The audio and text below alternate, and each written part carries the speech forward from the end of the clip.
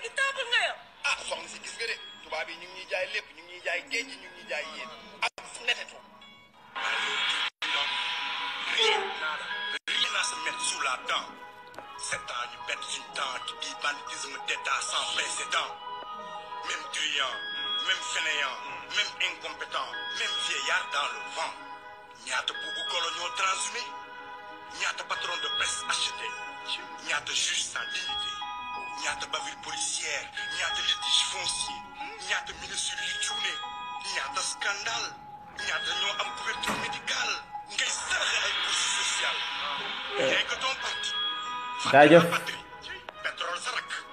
contrat say sama gars yi na ñëpp dugg ñu waxtaan. Sénégalais yi kolo kolo. même chat yi même chien yi. Salut, yes weekend, hein? Salut. Bonne année 2019.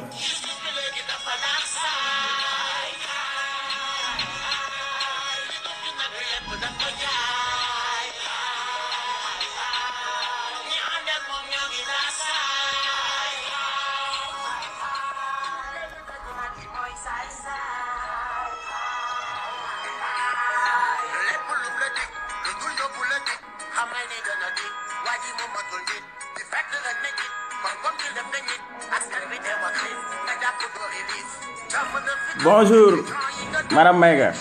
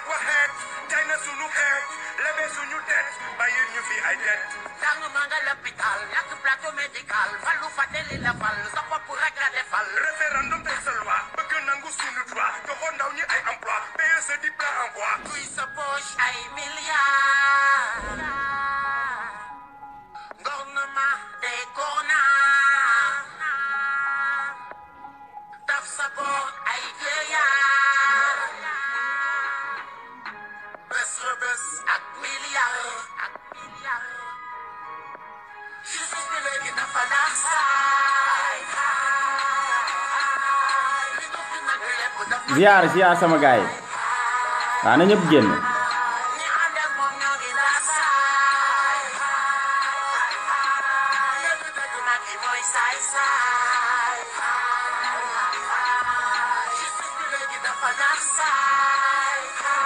ziar sama gaay yi na ñëpp génn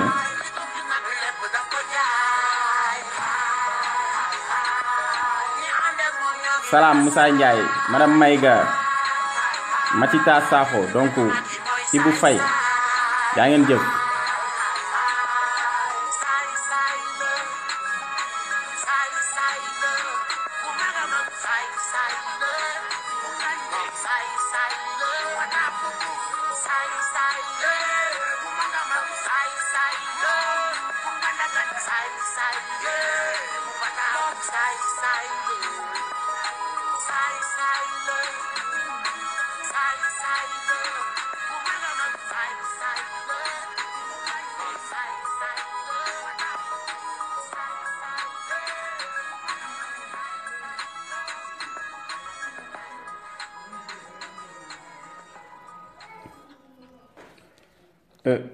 jaa ngeen jëf sama gars yi jaa ngeen jëf donc yéen ñëpp di leen ndokkel ci at mu bees bi di leen wax ngeen baal ñu àq ñun baal nañu ñëpp àq ba mu des kenn muy Macky Sall donc depuis ay at ñi ngi bokk combat bi ba léegi aussi ñun à chaque fois dañuy ñëw di partager ak yéen di waxtaan ak yéen naam am na ci ñoo xam ne ñu ñuy déglu ñoo ñu ëpp xel ñoo ñu ëpp xalaat mais toujours échange la parce que nit ki li nga moom li nga xam mooy xam-xam waaw xam-xamale donc ñun dañuy jàng ci yéen yéen aussi à chaque fois ngeen ñuy bégee donc mu nekk loo xam ni fierté la ci ñun de porter ce combat à travers ça dañuy remercier tout le mouvement Dafa Jot à travers son coordonnateur ak ñépp ñi nga xam ne ñoo nekk ci mouvement Dafa Jot ñu ànd di liggéey di remercier ñi nga xam ne aussi nekkoon nañu mouvement Dafa Jot yàlla def peut-être àdduna noonu la dem nañu bay seen waar feneen mais liggéey bi yépp benn la di remercier patriotes yépp di leen wax ni combat bi ñépp gis nañ seen taxawaay naam yombul des fois di nga ci am lu la metti mais dañu ni liggéeyaluñu suñu bopp suñu dëkk moo ñuy liggéey la ñuy liggéeyal donc moo tax suñ ci amee lu ñu metti dañuy xam ni lii peut-être accident de parcours lay doon mais également dafa war a nekk loo xam ni aussi dañ ci war a jàngat parce que dañuy wax souvent que le chemin n'est pas difficile mais c'est le difficile qui est le chemin donc ci booy bay sa waar buy metti bu yàggee peut-être li ñuy wax xëcc bu daggul dikk ci at mu bees bi nag démb mënuñu woon a def live parce que simplement dafa amoon ay message à la nation yi nga xam ni le président sortant mi ngi ko doon def bëri woon aussi ay yeneen leaders yoo xam ñi ngi doon intervenir ci yeneen i télé ku mel ni Ousmane Sonko ak ñeneen ñi ngi woon ci yeneen plateau yi donc il fallait que aussi ñu bàyyi Sénégalais yi déglu leen parce que Sénégal dafa nekk ci waxtu woo xam ni tey dañu war a tànn te ki ñu war a tànn dañ ko war a xool dañ ko war a xam simplement démb seetaan naa live Ousmane Sonko bi ak Pape Alé franchement dañuy béggee Pape Alé di kontaan aussi ci Ousmane Sonko parce que disponibilité bi clarté bi mais également toujours sentir nañu benn touche bu bees ci politique simplement man personnellement dama ni doon na gën a riche bu fekkoon ne amoon na fa beneen opposant wala beneen candidat boo xam ni dana am débat contradictoire mais ci débat bi dañuy sentir benn sens unique Ousmane Sonko il est à l'aise quand il parle d'économie et d'autres choses maintenant su amoon débat contradictoire si ñaari candidat donc loolu doon na gën a doon loo xam ne tey ci suñu démocratie dina gën a yokk mais également dina gën a tax Sénégal aussi nit ñi gën a xam mais loolu rek proposition la parce que Pape Alé ku ko xam ni patriote la tey man damay wax ni suñ doon jox journaliste patriote actuellement yi nga xam ni ay Norbert Zongo ak yooyu moom trempe boobu la nekk parce que investigation lay nekk te loolu fierté la ñu am aussi suñu frère muy Arona Niang doon frère am nekk ci mouvement Dafa Jot donc moom aussi muy partager ak moom yenn valeurs yi donc dañ ciy bég ci li am tey nag mooy dañuy évaluer tey discours Macky Sall bi mais également xool li nga xam ni ay naxe la ñu jéem ko partager ak yéen parce que bu ñu déggee ci discours am Macky Sall dafa commencé 2014 mais je pense que ni ñun 2012 lañ ko fal je pèse bien mes mots Macky Sall ñun 2012 lañ ko fal mais bi mu commencé dafa ni 2014 la commencé plan émergent donc 2 ans yi nga xam ni moom lañ ko faloon 2012 2014 ça veut dire que kon il se cherchait xamuloon fu muy jaar maanaam daf ñu doon nax bi muy dem di def campagne électorale di ñu gëmloo benn plan boo xam ni ñu ngi ko tuddee Sénégal du moins yoonu yokkute la ko tudde woon ñun ñëpp ñu fal ko ci ñu seet que ni bi mu ñëwee Macky Sall 2 ans yooyu daf ko changé indi plan Sénégal émergent bi mu indee plan Sénégal émergent mu dem ànd ak mbooloo lu mu am ci état ministre conseiller directeur jël suñuy avion GPS bien mi moo jëlul benn avion jël suñuy avion dugal leen ci dem fu ñuy wax club de Paris mu dem ñu jox ko xaalis bu bari bi mu jëlee xaalis bi indi ko fii leb ko ci suñuy tur indi ko bi mu ko indee ñu gis ni ay projet yi mu ci def amul fenn foo xam ni projet yooyu dina suqali askan bi maanaam jëmul directement ci askan bi non seulement jëmul ci askan bi mais également projet yi dafa nekk yoo xam ni souvent entreprise yi koy liggéey sax dëkkuñu fi depuis lors mu ni moom mooy phase 1 bu PSE ci phase 1 bu PSE boobu tey seetlu nañu lu bëri que ni chantier yooyu yeggul Macky Sall jëlaat na dem lebaat ci suñu tur plus de 2000 et quelques milliards bi mu demee ni 2000 et quelques milliards lay leb ñun ñëpp gis nañu ni dañ ko lebal 7000 et quelques milliards loolu rek tey war nañoo xam ni tubaab yi moom jàppewuñu ko nit ku am xel parce que nit ki bu fekkee yow da ngay dem di leb dépense nit ki nga koy leb dépense ni ko lebal ma 2000 mais su ma lay fay 3000 laa lay fay mu ni la déedéet dinaa la lebal 10 000 mais 2000 bu nekk da nga ma koy defal 3000 mais kooku daf la bëgg a rey parce que xam na ni bëggul nga am dépense suba ñoom tey bu ñu demee ñëw di bàkku di wax naan lebal nañu 7000 milliards mais c'est parce que simplement dañ ñuy nax ñun la ñuy nax wala boog dañ ñuy fowe parce que Macky Sall ba mu fi nekkee ci discours am tey mën nañ ci sentir que ni dafa waroon a def bilan parce que dafay dem bilan bi bu ñu xoolee daf ñuy nax ndax nee na dette bi mi ngi ci 47% te norme nationale norme internationale yi mi ngi 70%. loolu rek mooy li nga xam ni du dëgg parce que sentir nañu ñun dégg nañu FMI Banque mondiale ñoom ñëpp ñu avertir nit Sénégal yegg na ci seuil de dette bi nga xam ni nit waratu ko leb mais tey bu ñëwee di def bilan di ñu wax naan loolu day wane santé des politiques publiques que dette boobu aussi Sénégal mën na ko attan moi je pense que tey Sénégal bu ñuy def discours le président di dem war nañu wax dëgg parce que wax na aussi leneen ci ay école ci discours bi passé 2018 décembre 2017 mooy discours nouvel an bi waxoon na ci ni day créer ay lycée ay école wax na ko fi mais dama bëgg rek ñu wax ma Dakar gi ma waxoon ni dafay def ay lycée ñu wax ma benn lycée benn bu Macky Sall créé biir Dakar te pourtant boole na ko ci bilan waxoon nañu également ci bi muy campagne ci yoonu yokkute mu ni dafay def 6 agropole 6 maanaam bu ngeen déggee agropole mooy dafay séparer Sénégal en 6 parties selon 14 régions yi ku nekk ci say activité mu jéem a xool di leen regrouper par pôle ba mu mat 6 bu ñu xoolee Sine Saloum jàpp Diourbel Kaolack Diourbel Fatick Thiès daf ko waxoon ni daf koy def agriculture ci gerte geeg yooyu mais tey seetlu nañu que ni loolu li mu doon wax lépp defu ko ci wàllu éducation nee na yokk na tey li nga xam ni moom mooy abri provisoire yi yu bëri wàññeeku na mais Macky Sall tey waroon nañoo wax tey fan la toll ci abri provisoire yooyu ak ñaata moo ci des ndax tey boo duggee ci biir àll bi ay crinting ak ay sàkket moo nekk ci suñu école mais également éducation bi nga xam ni jamais dans l'histoire du Sénégal musuñu am une année bu yegg complètement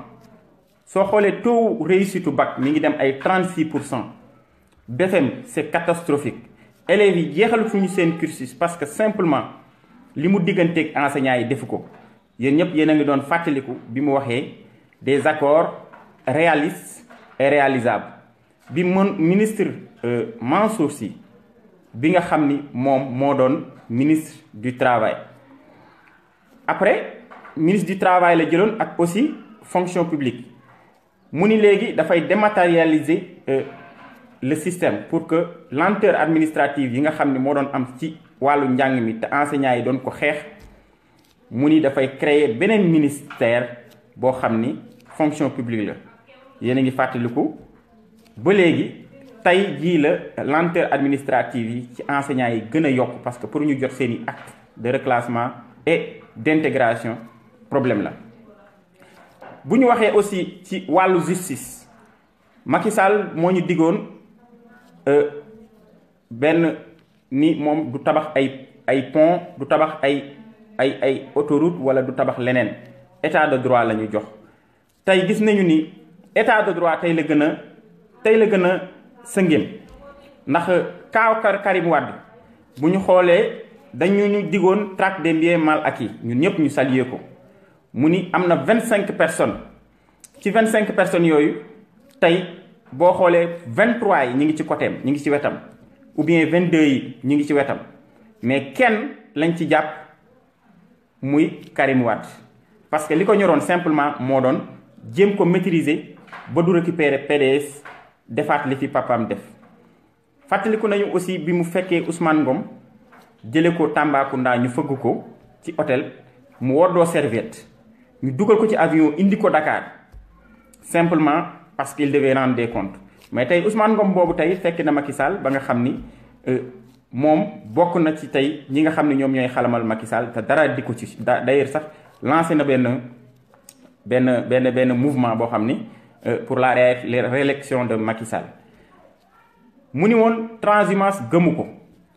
nañu xool tey Macky Sall ñaata transhumant ñoo ko wër maanaam Sénégal ñi nga xam ni dañ leen a goqi woon dañ leen a wàcc woon Macky Sall ñëpp jëlaat na leen uuf leen ci wetam. Macky Sall suñuy wax également ci affaire Khalifa Sall ñëpp gis nañu que cabale bi acte 3 de la décentralisation mu embarqué la République sur des réformes ni leen maires yi ak communes yi yenn villages yi dama koy def ay communes de plein exercice. li mu ci jublu woon simplement moo doon xeex benn opposant parce que boobu il fallait que mu daggat mairie Dakar jël Guédiawaye doon ay Pikine ak yooyu yëpp ñu doon seeni mairie bopp pour que Khalifa Sall dootul mën a am doole. mu xeex ko ci wàllu justice téye ko ñu dem CEDEAO ñu gis ni CEDEAO nee na jugement bi baaxul mu continuer wu di entêté wu ni Khalifa Sall bu mu génn parce que même ci élection législative yi gis nañu ni déclaré woon na que ni jàpp naa tànkam jàpp naa loxoom bu leen gañee ma dàq leen donc loolu moo ko ñor. Macky Sall également ci wàllu bilan ci problème de sécurité Sénégal gis nañu ci mandaawam lañ fi jàpp ay xale di leen rendi te ba léegi kenn gisagul kenn ku ñu rendi benn xale bu ñu rendi ñu ni ña ko rendi ñiy jàpp nañ leen kenn gisagu ko. sapeur pompier yi tey bu ñu waree dem fay lakk du ñu am sax carburant alors que moom soo xoolee son budget de fonctionnement de la présidence dafay gën a yokk moo ni woon également décret du ko jox frère am du jox frère am bindal benn décret ñu gis ko mu nommé ko fii directeur poste bu ne nommé na ko fi bu mujj gi moom mooy caisse de dépôt et de consignation. Macky Sall moomu également moo fi ñi woon ni ñu 5 ans lay def du def 7 ans bi mu toogee 4 ans wër-wërloog ñun ba xam ni affaire bi léegi mu jot mu dem ni damay solliciter conseil constitutionnel dem naan avis ou décision jaare ci Ismaïla Madior Fall mu bindal ko je sais pas ni non léegi avis bi nga xam ni consultatif léegi conseil constitutionnel décision lay joxe. loolu nag tey su ma ko fiy lim tey jii ci li nga xam ni moom mooy reniement par rapport ak li nga xam ni moom la diggante woon ak ñun li nga xam ni moom la waxtaane woon ak askan bi parce que moo fi ni woon wër na Sénégal gépp wax ak ñépp ñëw ni lii diggante naa ko ak yéen naam des fois mën nga ñëw li ñuy wax naan nit du lu mu wax def ko mais lu mu wax war na koo sàmm parce que def loo wax yàlla moo ko mën def lépp loo wax yàlla moo ko mën mais da nga ko war a sàmm ba ñépp xam ne lii sàmm nga ko mais dañu gis ci Macky Sall benn comportement boo xam ni non seulement wegul population yi parce que souvent dans ses discours suy wax danaan man la yàlla fal da ngeen koy nangu loolu nag ñu sentir que ni dafa nekk benn président boo xam ni benn respect de la parole donnée maanaam wax li nga xam ni moom la séq ak askan moom du ko def te Sénégal dafa nekk dëkku valeur parce que dëkku valeur njiit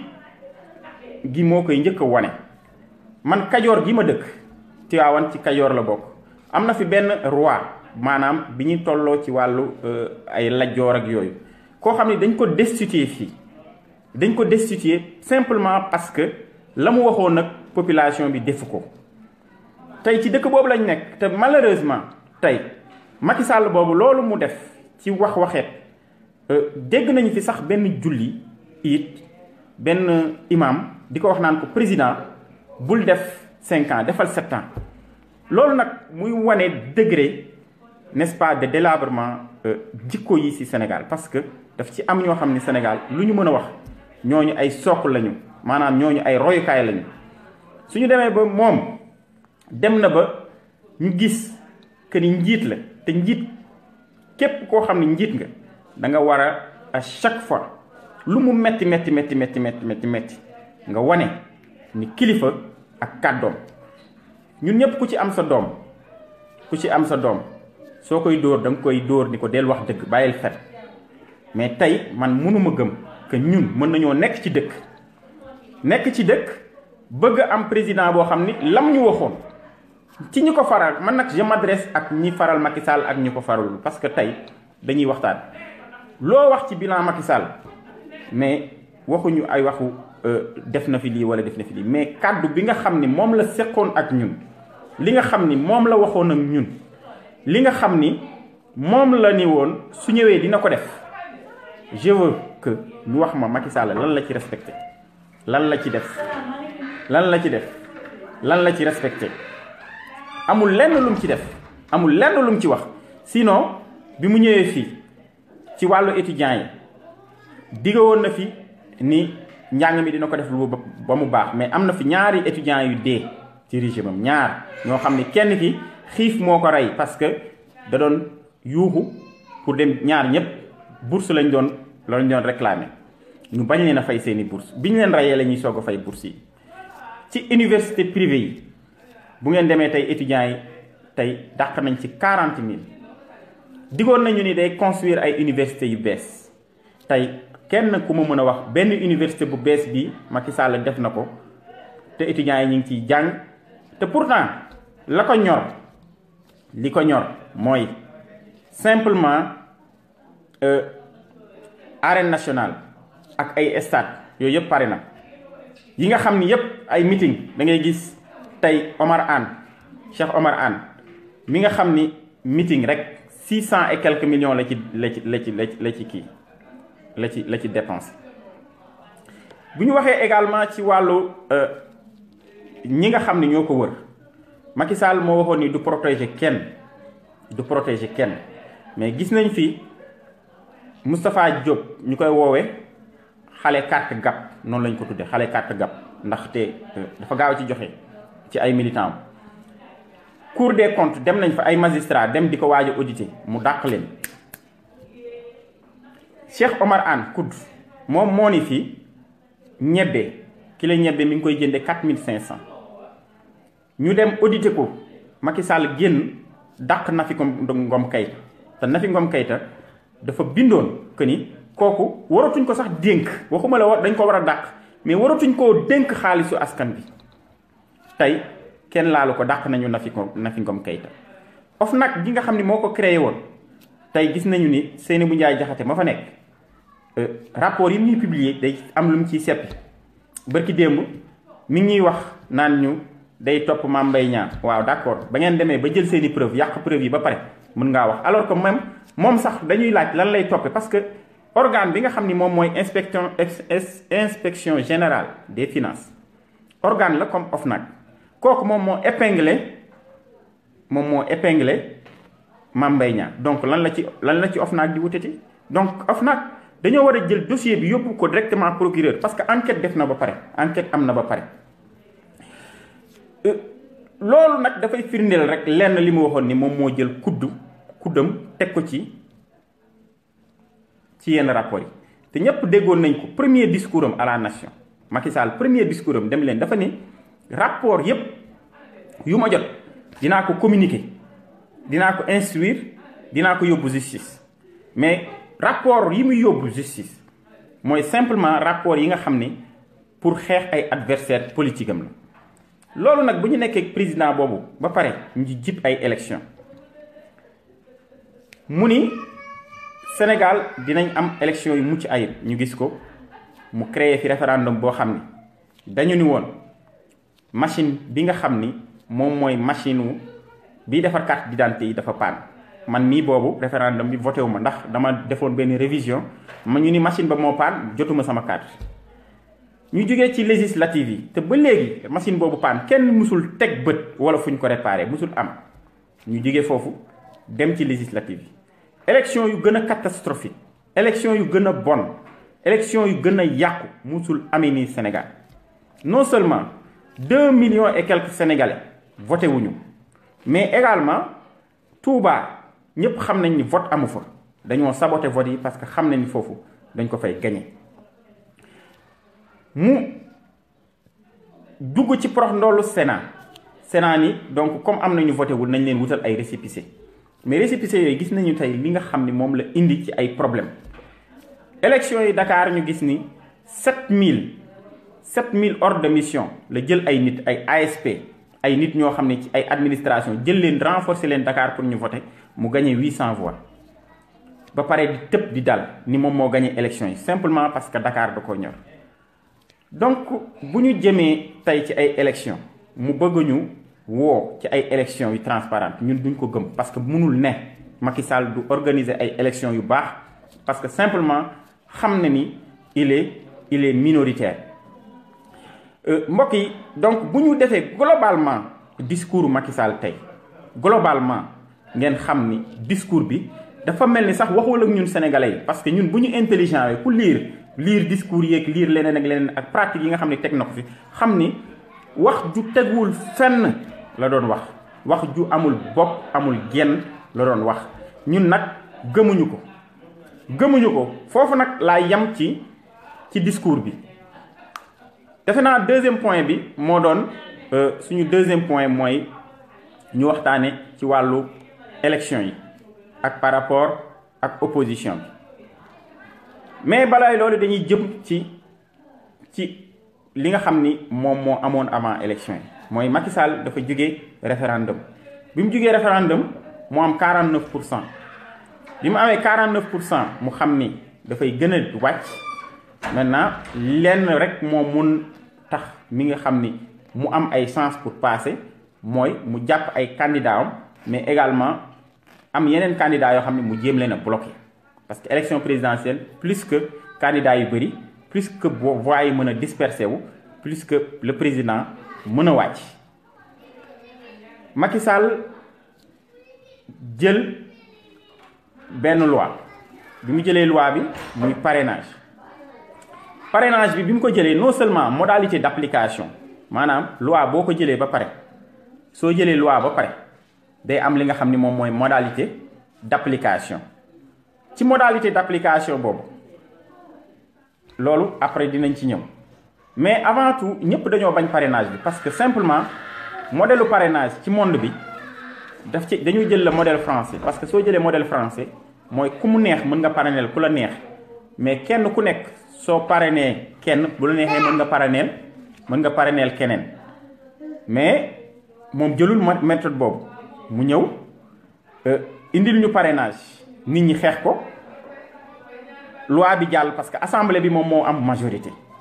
mu des modalité d'application yi foofu la problème bi nekk parce que dès lors que loi bi jàll na moom modalité d'application yi moom moo koy signé ci décret modalité d'application yooyu daf ci indi ni nit ki amoo droit parrainer que benn nit nga mën a parrainer te kooku nga parrainer tey su fekkee ni da nga parrainer ñaari nit ngeen déposer léegi ki njëkk a déposer keneen ki ñëw moom parrainage am dañ koy rejeter mu doon affaire bu doy waar boo xam ne tey indi na pëccëxoo indi na réeroo mais également mu jël fichier électoral bi nëbb ko téye ko xool ko xam li ne ci biir ni opposition bi yéen dem leen foofu la opposition bi njëkk a defee erreur parce que nan lañ mën a demee ci parrainage te amuñu fichier électoral xamuñu ñan ñoo nekk ci fichier bi xamuñu ndax ñoom ñi ñuy parrainel ndax sax ñi ngi ci fichier bi Macky Sall xam na lépp su ngeen gisee moom bi mu déposé parrainage am amul benn parrain buñ ni bii baaxul wala bii signature bi baaxul moom daal moo baax moo rafet moo mën a signer moo mën a parrainer ñeneen ñi Bougane Gueye Dany am na 20 000 doublons Abdoul Mbaye am na ay doublons yu bëri Boubacar Camara am na 34 000 doublons Khalifa Sall rien que pour Dakar 3 000 lañ ko rejeté Idrissa Seck au plan national rejeté nañ ko 10 000 mais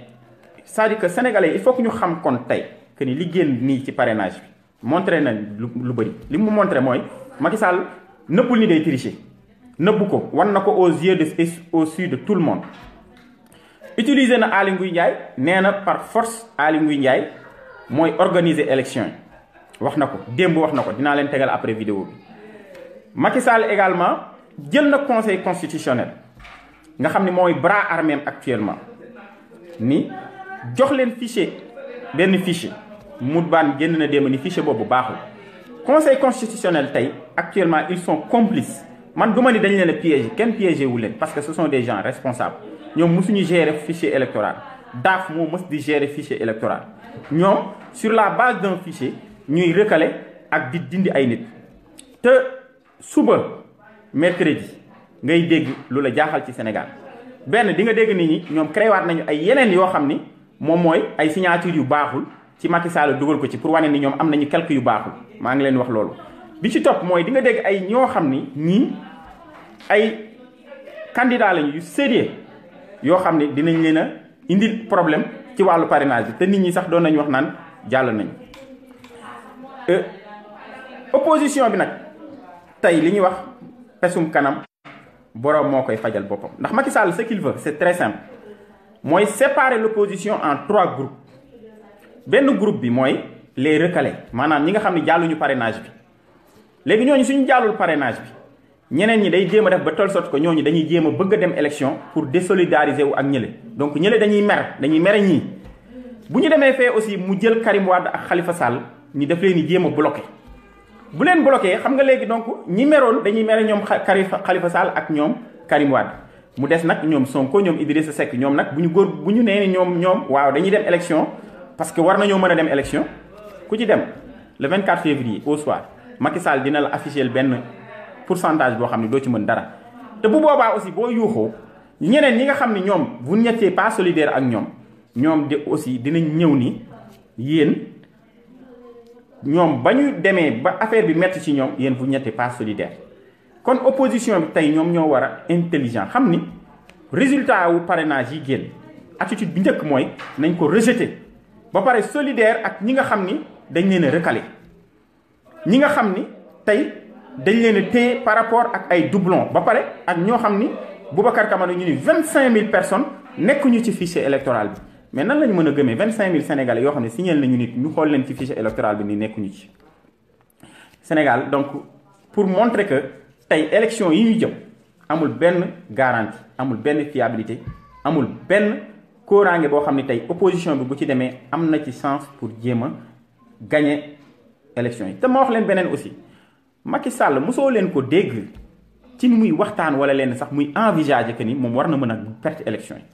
mosu ko wax au moins mu woote sax ni waaw nañu dem ci élection léegi ku gagné ñu xam ni moo gagné man bu ngeen ma gagné ma félicité bu ngeen ma boo leen gagné ngeen félicité ma mosul la wax loolu fu muy génne day bàkku di jaay affaire di jaay ni moom moo leen ëpp doole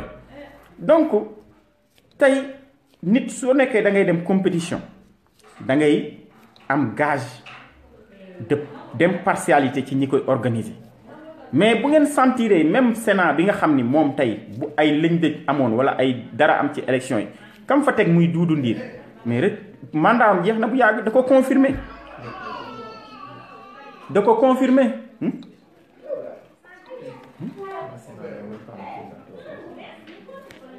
Sénat bi tey amul représentant au conseil constitutionnel tey bu ngeen demoon Sénat xam nga li gën a garaaw mooy Sénat tey waroon na am tey représentant au conseil constitutionnel mais bu ñu sentiree que ni Sénat bi tey moom moo war a organiser élection yi ñu woo société civile bi woo ñëpp ñoom conseil constitutionnel ñu waroon a xool ndax ñoom parrainage yi ñuy def baax na wala baaxul wala conseil constitutionnel ni ñuy compter baax na wala baaxul mais ñoom amuñu fa sax représentant donc tey li ñu war a wax yëpp ci élection yi bëri na mais lenn moo koy résumé mooy opposition da ngay doon opposition mat li nga doon ñun nag wóolu nañ leen franchement ñi ngeeg yéen de tout cœur mais am na loo xam ne aussi yéen a ko war a décider mooy taxaw faire face ak Macky Sall parce que problème bi doonatul problème de droit doonatul problème mu lenn problème mu ak yelleef la problème mu tey enjeu électoral citoyens yi également waruñu toog rek ni opposition bi ñoo war a falu parce que président aussi mooy ki nga xam ni moo yor suñu sécurité moo yor suñu faj moo yor suñu souveraineté kooku buñ koy tànn aussi dëkk bi dañ ko war a tànn ci tànn bu rafet donc citoyen bi opposant bi ëppalewu ko ci lenn bu sénégalais yi toog naan non lii affaire de politique la wala affaire de lenn la parce que tey bu dëkk bi pëccëxoo tey ambulant bi wala boutiquier bi wala kii liggéey di wax ni moom liggéeyam la tal bis bu pëccëxoo wi amee kooku du mën a liggéey donc ñëpp dañ ci war a taxaw xam ni actuellement Sénégal li fi am lu jéggi dayo la te aussi dictature lay ndurool te dictature la ndax Macky Sall mënuñu imposer loo xam ni acquis démocratique la woon acquis démocratique duñ ko négocier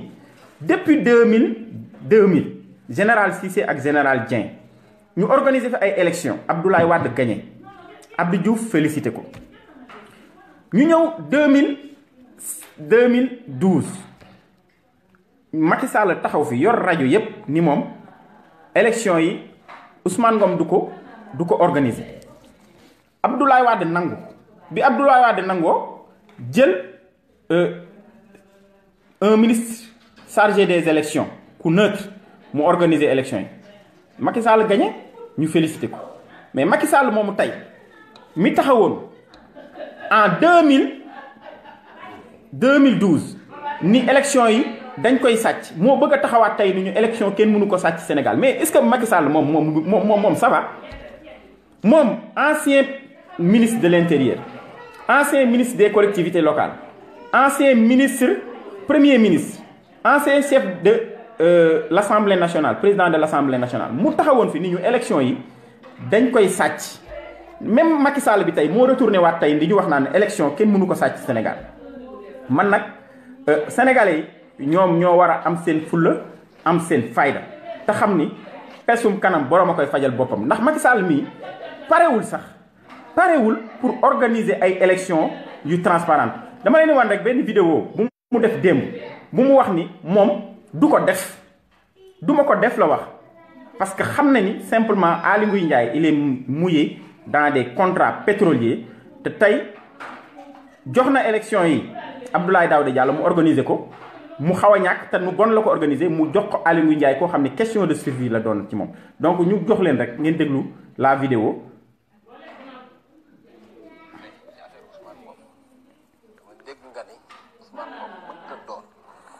membre parti démocratique sénégalais. Ah déedéet wax nga ko président. Ah bon. Jamais. Moi j'ai toujours défendu que ministre de l'Intérieur. Waa léegi. Man j'ai été ministre de l'Intérieur et dans PDS. Ouais mais yow. Nous avions une revendication. ci affaire Ousmane Ngom dama dégg nga ni Ousmane Ngom mënta doon membre parti démocratique sénégalais. Ah déedéet wax nga ko président. Ah bon. Jamais. Moi j'ai toujours défendu que ministre de l'Intérieur. Waa léegi. Man j'ai été ministre de l'Intérieur et dans PDS. Ouais mais yow. Nous avions une revendication politique. Cette revendication qui a été d'abord celle de Benno Siggil Sénégal, ensuite endossée et prise en charge par le mouvement des forces vives, mouvement du 23 juin, pour récuser le ministre de l'Intérieur, Ousmane Ngom. xam nga 2012 bi wax ji bare Abdoulaye Wade dafa am lu mu def dafa jël élection yi na ko doññat ci Ousmane Ngom jox ko Cheikh Gueye mu organiser ko est-ce que pour bañ wax parce que yow président wax nga ko nee nga élection Sénégal kenn mënu ko sàcc de toute façon que nga Aly Ngouille Ndiaye def ko wala keneen def ko moo yem donc est-ce que pour jàmm pour dalal doo jël élection yi nangu ko ci Aly Ngouille Ndiaye jox ko keneen koo xam ni doy na xelu ñëpp. du ma ko def.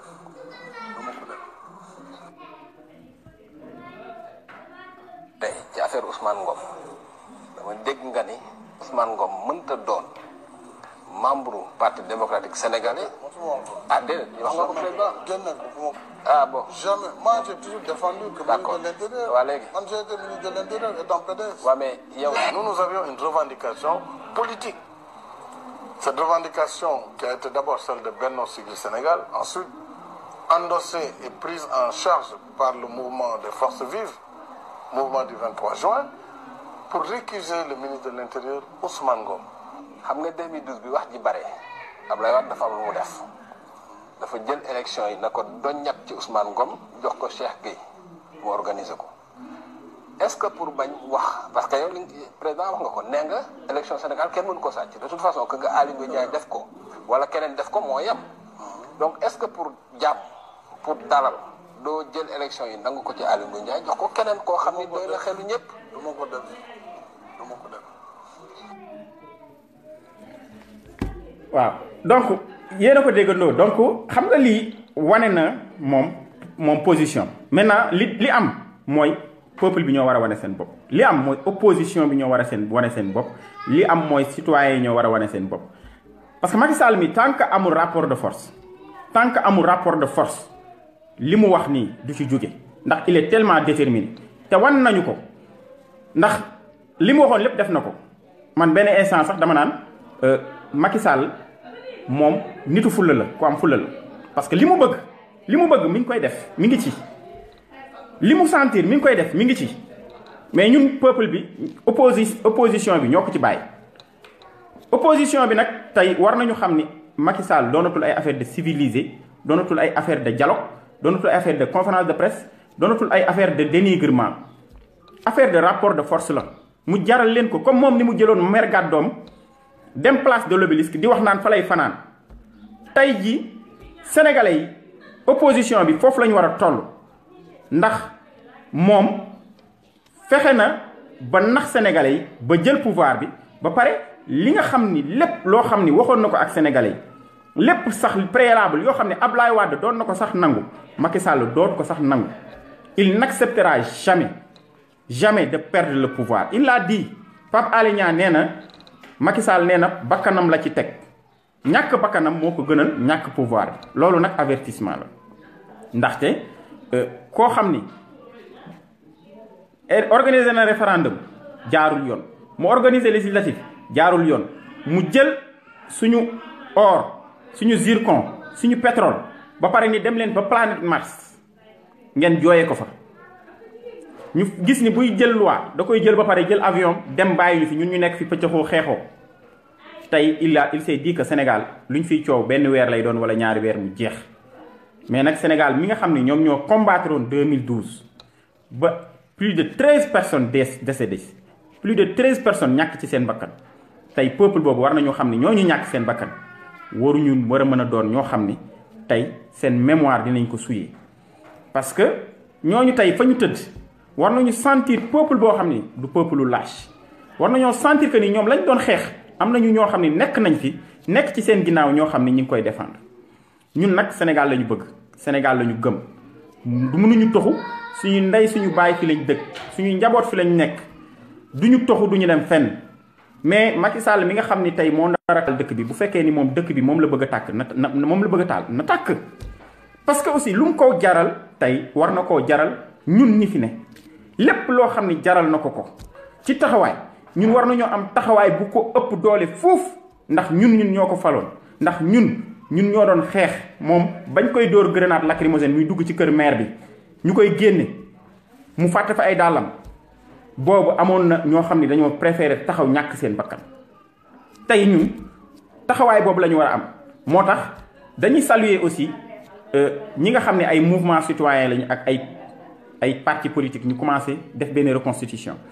ñun nag du ñu nekk ci débat wu benn débat ci ay ñii ñoo war a organiser wala ñii war a organiser pour man ku nekk war nga organiser l'essentiel que mu am ñii organiser am crédibilité képp ku organiser nañ ko dooleel ba nga xam ni li nga xam ni moom la ñu bëgg muy faire partir ce régime c'est pas le moment ñuy tas c'est pas le moment ñuy xarabante suñu biir parce que dañu ne ñu jéppi du ñu jéppante c'est le moment de faire l'union sacrée c'est le moment de savoir que Sénégal moo ñu ñor mouvement yi ay mouvement yi Y'en a marre yeneen yi nga xam ni yépp ñi ngi fii te nit ñi amoon ci ñoom yaakaar war nañu mën a taxaw ba ñu taxawoon ay mouvement dafa jot ñi nga xam ni gis nañ leen ci terrain bi war nañu ñépp defaraat seen taxawaay ñun patriotes yi suñu biir war nañu commencer bàyyi xaajaloo bi xam ni on s'était engagé dans un combat et dans ce combat là li ñu desee daanaka matatul sax ñaari weer donc war nañu mën a taire tous les égos pour xam ni ce qui nous réunit est plus important que ce qui nous divise. tey jii Sénégal bu ñu xoolee ba Macky Sall gañewaat élection yi ba mu réussir son coup il va encore faire 5 ans su defee 5 ans ki nga xam ni moo taxaw fii ni musul wax ni ministère de l'intérieur du organiser élection yi mooy taxawaat ni musumaa wax ni musumaa def damay def 2 mandats kese damay am 3e mandat parce que simplement dafa am jurisprudence boo xam ni ci Abdoulaye Wade bi mu nee dafay am 3e mandat conseil constitutionnel da ko ko jox te loolu tey ci Macky Sall la gën a valable parce que non seulement moom am na fu mu sukkandiku mais également yoon da ko koy jox bala ñuy yegg foofu chers compatriotes il faut que ñu jël nos devants il faut que ñu xam ni Macky Sall mii nekk en face de nous il faut que ñun ñu def ko comme bëñ bu yàqu buddi ko sànni teg fële parce que Sénégal dañu war a am njiit bu baax bala may dee ñu ni buñ fi toogee keneen ni moom lay mel waa d'accord nañuy changer ba keroog ñuy am ku baax nañuy changer képp koo xam ni toog nga fi man je le dis solennellement képp ku ñu àndal ak ku ñu àndalul boo fi toogee boo defee loo xam ne neexul Sénégalais yi nañ la fi dindi changer la teg keneen parce que ñun dañu sonn depuis 1960 ba léegi ci ay promesses depuis 1960 ba léegi ku ñëw ñu yaakaar ni moo gën ñu am ci ay déception mais nag du ñu tàyyi képp koo xam ni nekk nga fi ñëw wax ñu ay parole ñu gëm la fal la boo fi ñëwee soo deful li nga xam ni moom la Sénégalais yi bëgg dañ la fiy teg fi keneen mbokk yi donc tey dañuy ubbi micro bi pour ku mën a dugg waaw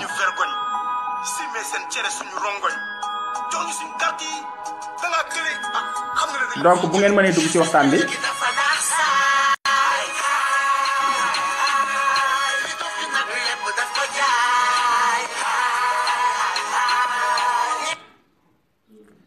donc bu ñu dugg waaw exactement ci wàllu Penda Ba gis nañu Penda Ba bi may cité sànq ci ñi nga xam ni dañu leen a protéger Penda Ba mi nga xam ni dafa saaga askanu lëm mais Assane Diouf mi nga xam ni moom la saaga ñuy jël di jéem a jël affaire bi di ko yóbbu ci beneen côté ba pare di jël une presse menteuse ñu dem seetaan le procès génn di trahir les paroles moi je pense que loolu lu ñaaw la ñu gis un procureur de la République buy jël benn vidéo di ko monter vidéo pour taqal benn citoyen moi je pense que tey Sénégal tey fa la ñu toll xam ni ñii régime li ñuy wax bonimenteur ñoo xam ni duñu wax dëgg ñoo xam ni dañuy conspirer ñoo xam ni dañuy sos tey bu demee ba lu mel ni justice ñu teg benn vidéo ñu gis ni ñoom dañ ko daggat di ci coller ay saaga pour wax ni kii da doon saaga tey sëriñ moi je pense que loolu Sénégal ñun ñëpp war nañ ko ñaawlu d'autant plus que mu doon justice parce que justice moo doon li nga xam ni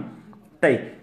nit ki lu mu néew di doole bu demee ñu feral ay rangooñam bu ñu demee ba justice dafa far justice dafa nekk ci clan justice dafa jël citoyen pour jéem ko détruire moi je pense que l'heure est grave moo tax tey sénégalais yi ne ñëpp jug ne ñëpp taxaw xam ni avec ce régime tout est possible donc ku mën a dugg par WhatsApp aussi boo ko mënee dugg nga dugg dinañ la jël. rien que ton say goro marché public tubaab bi sénégalais yi kolo même chat yi même chien yi amuñu vergogne simee seen cere suñu rongoñ jox ñu suñu carte yi da ngaa dañ la fiy jëlee.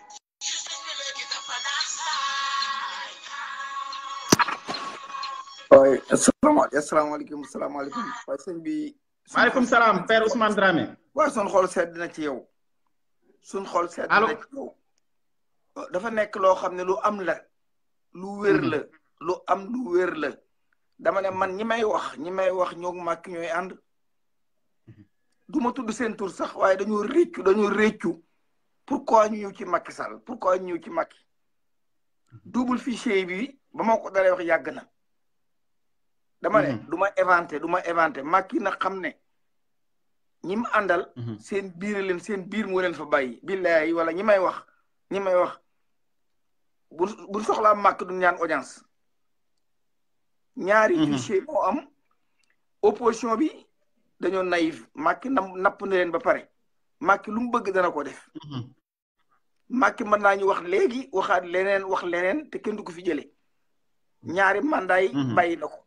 référendum bi gis ngeen ko Macky lu mu décidé dana ko def nun koy noo amul fulla wala noo xamul nuñ koy defee na Sénégal yëpp dajaloo amul opposition amul keneen naari gànnaay sax nañ génn parce que seen intérêt nga Sénégal na ñëpp jóg taxaw jéem ko fay jëlee un soulèvement du dara surtout yéen la région de Thiès nga xam ne Thiès ay xale yi kajoor rek fa dëkk nu ngeen di bañ a yomb na bu ngeen jiitu askan yëpp topp leen kon na mouvement bi départ kajoor boobu kajoor nag nan départ Thiès waaxu dox wuti Ndakaaru bu leen taxaw te àggu leen pare police génn na ci Macky Sall xam naa ci lu wér Marème Faye Sall moo wóolul alkaati yi gendarme leen bëgg a jël teg ko ci kaw peuple bi bu ngeen amee tuuti xel rek naxanteeg police yi ànd ak yéen police génn na ci parce que Macky wóolootu leen pour Macky police bi dafa salte police bi ay baadoolo lañ police bi du nite dara police bi ñooy yàq liggéey bi moo tax gendarme ne part mu jël benn dofu gendarme mu jox ko lépp su ngeen yëngutee tuuti mais il faut aller contacter les commissaires de police retraités il faut aller contacter les anciens policiers en retraite ñooñu c'est important ñooñu jëlañ jiite mouvement yi barke Sëriñ Bamba bu ngeen ko defee Macky daw bu ngeen ñetti xool dama lu wóor laa leen di wax ñetti commissaires retraités yi ngeen di jël barke Sëriñ Bamba ñetti gas station képp bu tàkkee barke Sëriñ Bamba la koy fay genn alkaati mënuñu ko fay fa la ñuy dekk yéen ngeen waaxutu présidence dégg leen wutal ab liggéey bu mag taal ñetti gas station muy tàkk ngeen waaxu na wuti président ñoom fa la ñu nekk di ko fayee ka yuuxu suñ jógut suñu bopp bu jógut suñu bopp barke Sëriñ Bamba suñu maam danañu duma kilifa diine yi dañ leen a obligé depuis indépendance du Sénégal depuis 58 leen jox benn document ñu signé ko kuy xalifa ku ne amoo droit contre document bu signé la kaay nga bokk da ngay bokk France mu ne damay dem xanaa xamoo mu ko tegee coon Touba warut a bokk ci élection yi Touba Mbàkke Touba bi da koo dagg jox sëñ Touba ne ko yemal fii te bàyyi maag lii toppatool sa yëf ma toppatoo suma yëf moo Touba du fay lempo du fay patente du fay juuti du fay ndox Touba lu mu bëgg rek da koy ñaan ñu may ko waa amul droit laaj Touba war naa bind leen document ñaan waa Sénégal damaa bëgg a bokk ci élection yi mais mosu koo def Touba province la comme Monaco ku dul fay lempo doo fay patente doo fay juuti doo fay ndox soo bëggee police te Touba bala ko ab soldat bala fa militaire dugg dafa war a tàggoo loolu la wax bi génne leen dëgg ñu bokk lijjanti mbir mi ni Sénégal gépp génn ñu nangu réew mi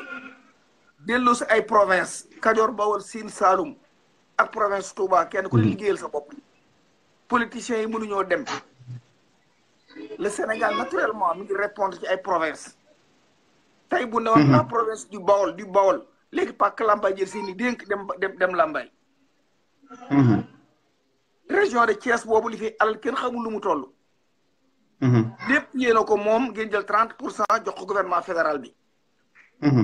léegi xale Tivaouane yëpp liggéey les plus grandes confiseries du Sénégal Tivaouane gool war a nekk man Tivaouane laa dëkk Tivaouane laa nekk suma kër ngi ndut les plus grandes confiseries du Sénégal les plus grandes man football naa ndut football kon jàkk dëgg la man kuli laa def je connais bien sëñ Moustapha je connais bien sëñ Mansour Jamil bu ñëwee damay nekk ak moom ba muy dem lu wér laa leen di wax génn leen ci mbedd mi dama ne ñu sës rëkk ci Macky Sall nga ne bëggatuñ koo gis te rus nañoo dellu si rus nañoo ku mel ne Souleymane Jules Diop déggatu leen ko mu campagne de Macky recevoir turgo Marème Faye Sall képp ko fa bàyyi dafa réccu pourquoi mu dem fekki Macky Sall Souleymane Jules dafa réccu ne yàqal na boppam wóor na ko ne moom mënoon naa doon candidat bu continuer woon mën naa doon candidat ren mais dafa dëpp wërsëgam kooku lu ko romb mu wax ko lu moom doo nga de mën nañ lu ma téeméer laa la wax seen biir mu leen bàyyi ci mag damaa ne billahi wala bu ngeen jógul da ngeen ko réccu kilifa yi diine duñu wax parce que seen wàll dafa war a ñëw France moo leen lépp lu réew mi def même assemblée nationale bu ci àndee bu ngeen ci àndul du dox xanaa loolu day ne leen lu fi séddale balaa kenn séddu ngeen jot seen wàll lépp loom na soxla ngeen ko ay diplomate ngeen parce que diplomate ngeen di am seeni jabar ak seeni waa kër moom ngeen di am Cheikh Anta Diop bato bi la xool 1900 bato suukar lañ gaare Sénégal séddale kër Serigne Sepp bato suukar laa la wax de Cheikh Anta Diop ne leen suukar saa ngi noonu de waaye xorom see ci tegu te ñun ñi ñoo nar a consommer xorom si bu ngeen leen di déglu billaay man xool bu ngeen leen di déglu ñoom rek laa gëm ci laa bokk samay bokk lañ ñoom laa gëm ñoom laa bëgg sama xol seey ci ñoom ñi samay mbokk ci ma lépp ma dëkk diggante Tivaouane ak Touba mënu ma leen a bañ mais ba leen naxee du léegi ab signature moo leen téye Kajoor da nga daan das rek da nga ko somp paak bi ne man maa du ma dem te du dem ñun ñu leen di signé lu signature ñàkk fayda yi ñu nekk fi di xoole na Sénégal gépp génn opposition bi jaxasoo ànd opposition mënut a dem amuñu solution mënuñu inventer ils sont incapables d'inventer des solutions opposition bi nag c'est le peuple qui engage peuple mu war a jóg am fulla am fayda ba xool amatul marche amul tur amul million amul dara ñun ñëpp ay sénégalais lañ un combat boo xam ne billaay kajoor ngeen di déparé kajoor ngeen di déparé dem Dakar génn ji Macky Sall àllukaañ bépp fees de lekk sénégalais bu ngeen demee bu leen tërsi nangu leen placer l'indépendance daf ko waañ di fa toggee dem leen Océan ngeen dem toj ko la fa nekk lim ngeen génne ko di ko dunde ba Macky Sall yi dem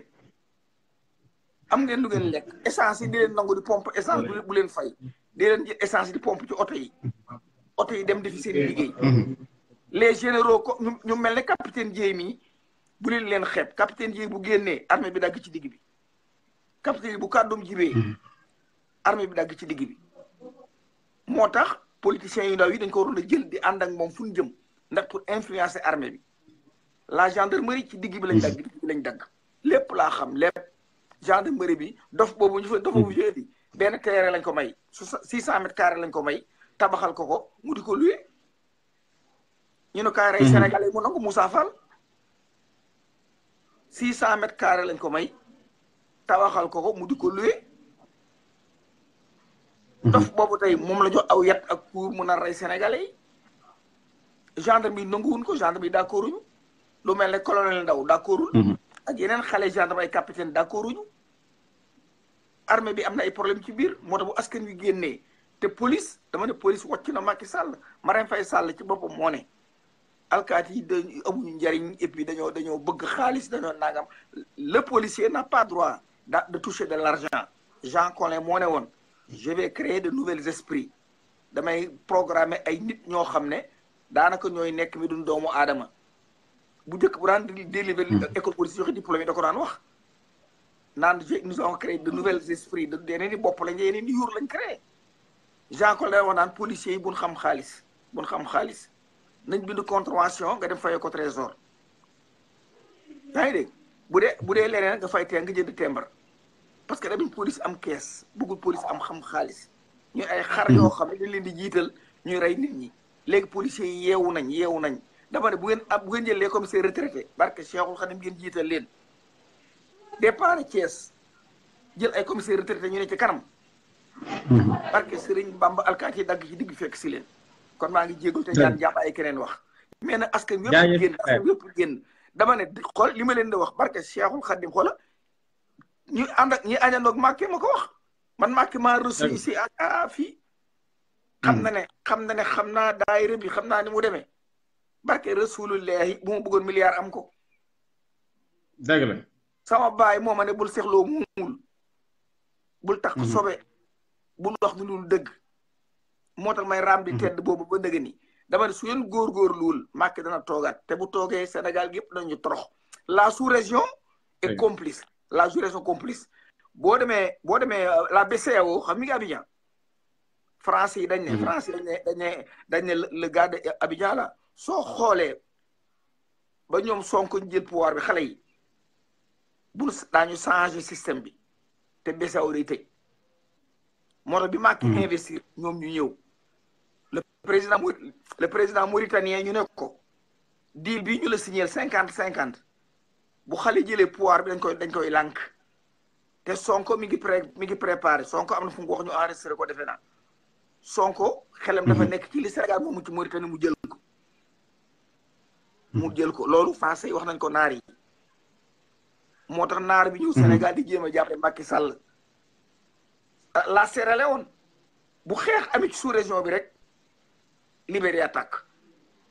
bëgguñu xeex am Sénégal moo tax waaye Libéria bi ñëw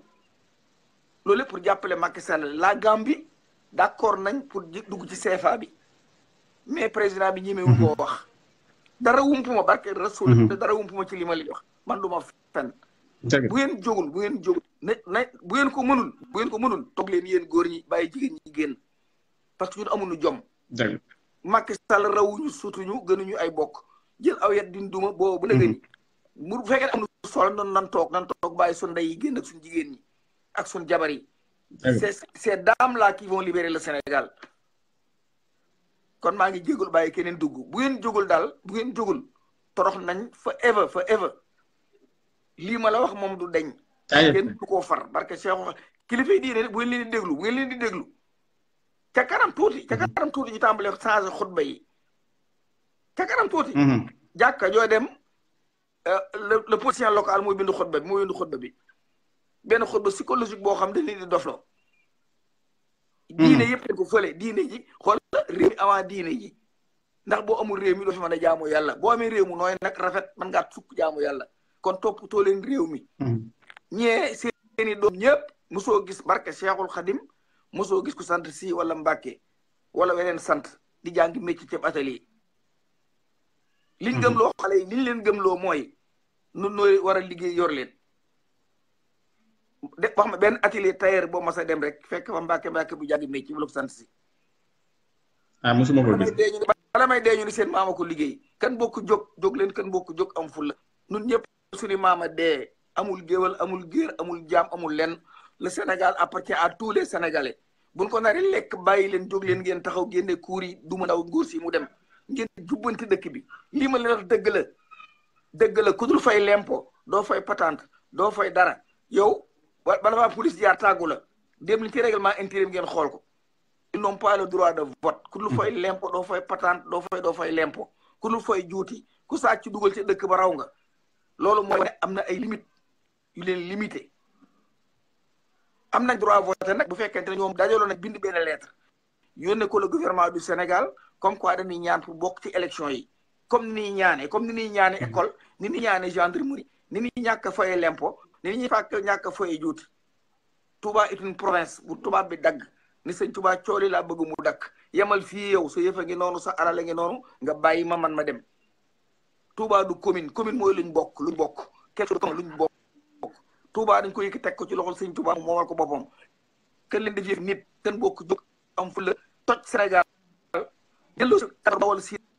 Saloum le sud du Sénégal orienté dagg ko ay province lu ñu yor ci réew 35% yi coppati leen ko jox le pouvoir fédéral 65 yëpp yem ci waawoon barke sëñ mango ji képp mën naa yor te waaw garab yëpp dagg nañ ko dëgg la bokk leen ngeen jóg dëgg la la révolution doit ko sëñ Moustapha xam naa ko boo gisee waa PUR gi sax jàll nii sëñ Moustapha tax sëñ Moustapha ñëwul am na fula am na fayda te bu ne dinaa la duma dën la duma li mu waxoon ci Khalifa Sall ay bokk yee ci jàpp rek ak taalibe yi mu rus leen dellu ginnaaw waaye bu tegatee tànkam nga xam ne góor jóg je connais très bien sëñ Moustapha te Sénégal gépp ko bëgg bokkut ak ay Modou Kara yi taxawaale wut xaalis de man je suis de Tivaouane je suis de Tivaouane man Yoro Diop kër Yoro Diop laa dëkk Yoro mooy sama baay kër maa ngi dëkk ñun ci njóobeen bi sax lañ dëkk yaa ngi dégg bu ngeen jógul na Sénégal gépp topp ci ginnaaw sëñ Moustapha moomu mën a génn xale yëpp barke li xale yëpp bonjour mën naa génn xale yëpp ngeen laaj réew mi yéen laaj réew mi ngeen ko deful torox ngeen ma leen ko waxee dama ku aña doog Macky di reer moom bu Macky sëqatee moo Ousmane sa waay sëq daa defal laaj sa waay sëq laaj mais réseau bi dafay déconné.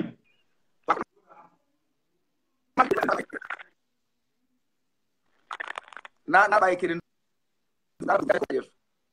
d'accord dafa mel ni sax réseau bi dafay def jërëjëf père donc di bég ci yow ci sa intervention gars yi doyaluñu di la aussi ñaanal atum jàmm am na solo li ci wax lu bëri ci wàllu les anciens policiers ñooyu aussi am na solo trop on va essayer de donc ñu jël keneen nañu xam ne aussi que ni Macky Sall dette bi nga xam ni moom la signé ci turu Sénégal dafa joxe ay garantie dafa joxe ay garantie asalaamaaleykum. waaw maaleykum salaam. ça va Ousmane def ça va. waaw yaa ngi def liggéey bu rafet. alhamdulilah man li ma bëggoon wax mooy gis nga Macky Sall. rapport de force rek moo koy jëlee foofu.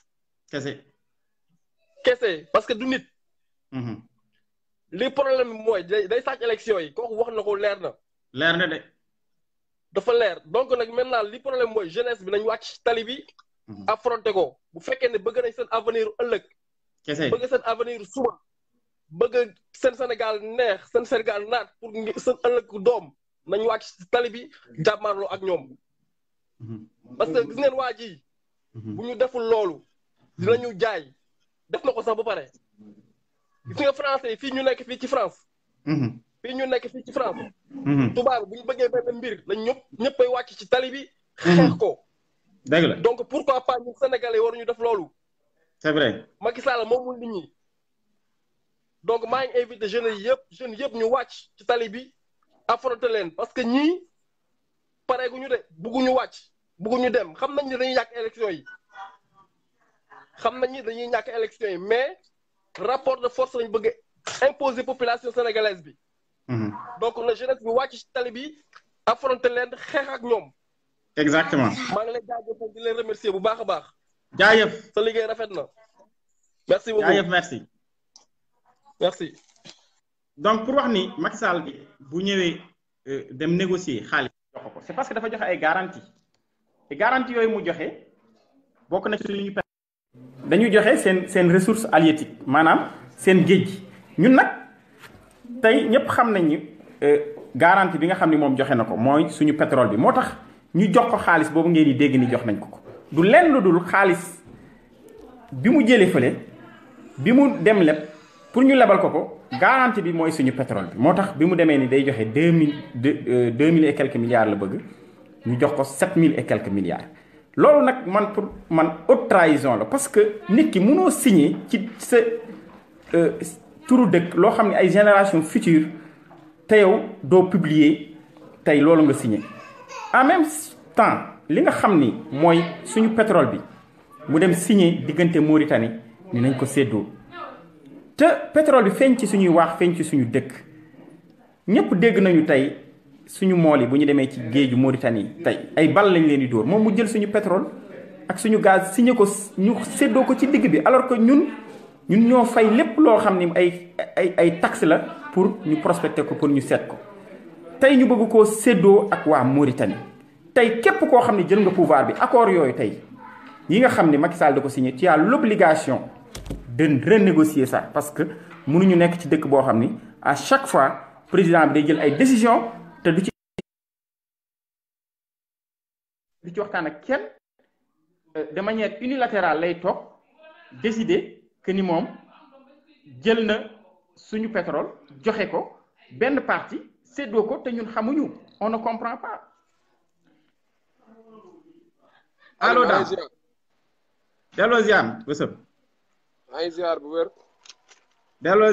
ziar wësëm. waaw di rafetlu sa liggéey bi tey. kontaan nañ jaajëf yow aussi dañ lay gërëm. waaw di wax ne rek on le prend comme des cons. loolu rek la quoi on le prend comme des cons. parce que mënuma gis ci président nga déglu ko démb ak Cheikh Yérim Seck mu laaj ko mu ne ko da nga ne woon yow Ousmane Ngom du organiser élection yi yaa ngi comprendre mu nier les faits mu ne musu koo wax mais band yi ba pare nee na du def troisième mandat est-ce que mën nañ ko nee na non nee na du def 3e mandat gis nga 3e mandat boobu dina ko def xam nga tax mu koy def parce que bi muy woteelu référendum bi mi ngi koy wote si le mandat en cours la ko doon def te ba léegi disposition boobu ba léegi kenn changé wu ko si constitution bi cette disposition mooy disposition boobu nga xam ne dañu naan le mandat en cours xam nga. bokk ci boobu noonu chaque fois moom la ñuy naxee xam nga bi may def lii le mandat en cours bokk ci boobu dañu koy naxee chaque fois man je trouve que ni journalistes yi ñoo deful seen liggéey xam nga. parce que am na yoo xam ne boo koy wax président di ko weddi ah da ngay génn yor nga Cheikh Yérim Seck yor na Yérim Post yor na média wam day génn teg bande bi ah teg question bi mu ko posé teg bande bi wan ko Sénégalais yi wax leen ne leen lii laa laajoon président mu weddi ko mi ngi nii xam nga dafa mel ni dafa am benn affaire parce que boo gisee sax dañ ko xaw a napp mu reculer est-ce que comprendre nga dañ ko xaw a napp mu reculer xam nga boo xoolee aussi si démission Thierno Alassane Sall bi total moo taxoon mu démissionné mais léegi nee nañ ñoom démissionné wul dañ ko génnee gouvernement bi donc ñun dañ on le prend comme des cons on le prend comme des cons Aliou comprendre li war si ñun moom mooy ñu jël xam nga les choses en main ñun ñi nga xam ne ñoom ñooy citoyens yi mais pour ñu jël loolu les choses en main foog mu am benn déclic foog mu am benn électrochoc boobu nag kan moo ko war a def parmi les opposants kan si moo xam ne moom moo war a mën a def benn électrochoc nit ñëpp yëngu parce que nit ñi li Senghor doon wax la raison est hélène l'émotion est nègre donc nit ku ñuul dafa am émotion bu ñu amee benn affaire boo xam ne dañu gaaw fàtte de ah Sénégal dañu gaaw fàtte de dañuy ñëw ils sont émotifs dañuy gaaw fàtte voilà léegi nag émotion boobu ñun dafa am kenn koo xam ne daf ko war a def ci ñun xam nga man si biir opposition bi xaw ma ci kenn koo xam ne mën na def déclic bi xam nga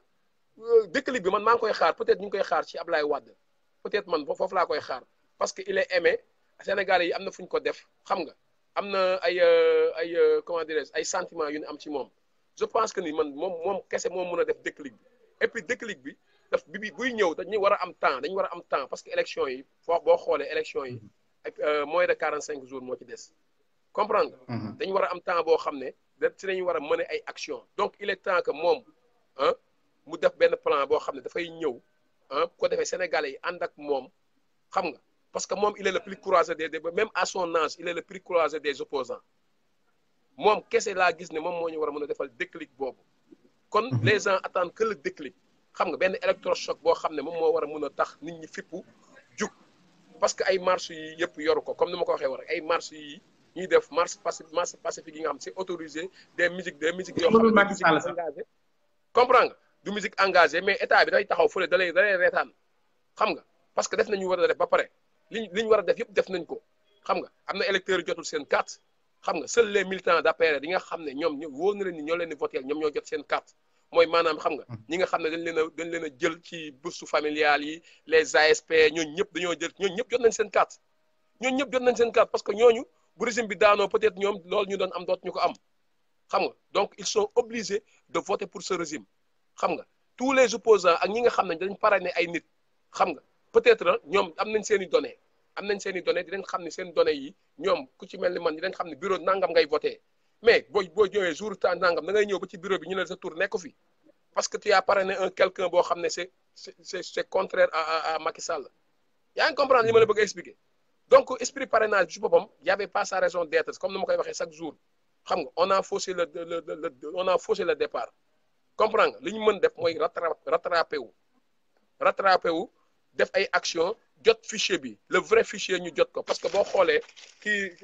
Mout Ba naan la ñaari fichier lañ am xam nga naan la ay conseil constitutionnel a été piégé c'est pas vrai xam nga conseil bi mënu leen piéger conseil bi dañuy subir dañuy exécuter des ordres venant de l'exécutif foofu la ñuy jógee comprendre nga di jël ay ordres mais le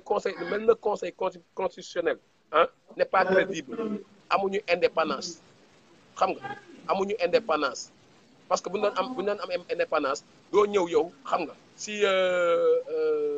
ay parrainage liste parrainage u APR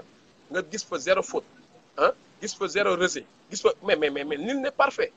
loolu amul fenn xam nga même benn i boo war a def majuscule minuscule sa wala affaire yooyu sa wala ni ñu ko bindee nii xam nga benn jaw boo def e wala benn ñu koy waxee caam boo def e wala caam boo deful e mais yooyu yëpp mën na ci am. au moins nga génnee benn faute nga ne ñii kat am nañ fii ñaata rejet wala ñaata kii mais tout ce que le régime fait c'est bon ah tout ce que les autres font c'est pas bien mais ban Sénégal lañ nekk donc je trouve que ni nit ñi xam nga nañu xoolaat seen bopp nit ñi aussi xam ne ñoom ci réew mi dañ ci am kàddu nit ñi jug xam li normalul ñu wax ko xam nga comme ni ko Sonko waxee démb rek boo gisee nit mu tooñ da ngay taxaw ne nit ñi dañoo tooñ mais dafa am complice muette bu ci nekk benn complice muette man moom laa koy tuddee ñoo xam ne dañ xam dëgg ci seen tànk dañ gis dëgg ci seen tànk comprendre voilà boo waxee dëgg xam nga ñu la fii war a fee wax dëgg loolu moo am Sénégal te nañ ko wax te dee ñi nga xam ne nag ñoom ñoo xam dëgg gi ah ba pare dëgg seen tànk te nga xam ne ñoom ay kilifa lañ wala ñoom tamit nit ñi am na respect bu ñu leen teg ñooñu je pense que ne ñooñu ñoo war a xool intérêt Sénégal mais pas seen intérêt poche wala seen intérêt bopp ñu wax ak population bi wax ak njiitu réew mi ne ko nii nanga ko koy defee parce que c'est pas normal li nga xam ne da nga koo bañoon daaw ah li nga xam ne da nga koo bañoon 2012 ah ren nga bëgg koo nangu xam nga kooku man je trouve que ni kooku nit kuy def noonu nit ku woo ko nit naafeq la parce que mënoo jël benn jour nga ne man du ma organiser nii ah parce que yow nga falu ñeneen ñi nga xam ne yaa àndoon ak ñoom di xeex boobu ñooñu ne la ñun tamit kii duñu organiser lii nga ne du ma ko def mais wax amoo foo ko teg du ma ko def mais il se prend pour kii il faut une benn déclic boo xam ne mooy nit ñi déclic boobu nag man maa ngi koy xaar ci président Ablaye Wade laa koy xaar ci moom laa koy xaar parce que gisuma opposition benn nit boo xam ne mën na jël les choses en main parce que peut-être ñi nga xam ne ñu xalaat ay répression wala yeneen affaire mais même quitte que à ce que mu am répression dañu war a jël jug xam nga dox suñuy droit xeex loo xam ne nit ñëpp dañ ci war a dañ ci war a yem muy fichier électoral bi xam nga ñu jox la faux fichier yor la bon fichier denc ko ah di si def leen neex mais on est dans quel Sénégal li sama xol dafa tàng xam nga booy waxee tamit si affaire pétrole bi xam nga da ngay ree ba tas parce que pétrole bi fi mu toll nii kenn xamul yan contrat lañ signé kenn xamul nit ñi gisuñu ko da ngay dégg ñu naan la ay Cosmos ak ay Total ak ay ñeneen ak ñeneen mais nit ñi gisuñu ko mu mel ni ñun suñu dëkk bi amul appareil de contrôle xam nga des contrats signés xam nga par l'État sénégalais pour lan tout citoyen am nga droit à ces informations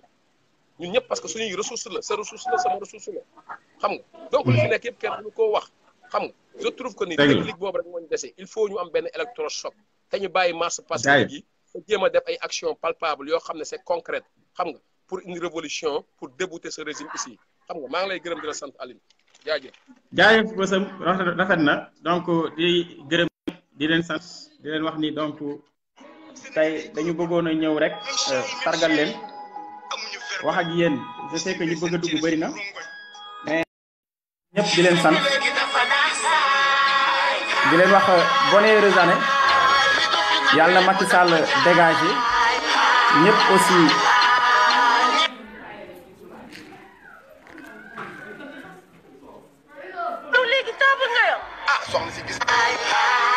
donc jaa ngeen jëf sama gars yi di leen jox rendez-vous rek très prochainement di wax ni live bi guddul mais c'était important ñu waxtaan ak yéen wax leen décortiquer leen le discours mais également souhaiter leen